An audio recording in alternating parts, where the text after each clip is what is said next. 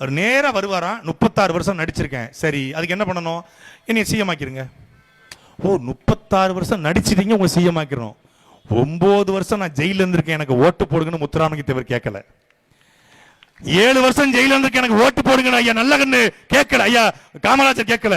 7 வருஷம் ஜெயில இருந்திருக்கேன், ஓட்டு போடுங்கன்னு நல்ல கண்ணு கேட்கல. என் முன்னோர்கள் என் மக்களுக்காக மண்ணுக்காக உழைச்சி ஜெயிலுக்கு போனா, அவர்கள் கூட சிறைக்கு போன ஓட்டு போடுங்க கேட்கல. ஆனா இவன் நடிக்கிறேன், எனக்கு ஓட்டு போடு. நடிச்சா ஓட்டுலாம் போட முடியாது, வேணா பாக்குறோம். டாடி மம்மி வீட்டில் இல்ல, தடவோட யாரும் இல்ல, விளையாட வாழாம்புள்ள வில்லாலா, ஓகே லவ் யூ, போ. ஒரு லைக், ஒரு ஹார்ட்டின்னு, அவ்வளவுதான் பண்ண முடியும். நடிச்சா போட முடியாதுடா. மக்களை நேசிக்கணும்.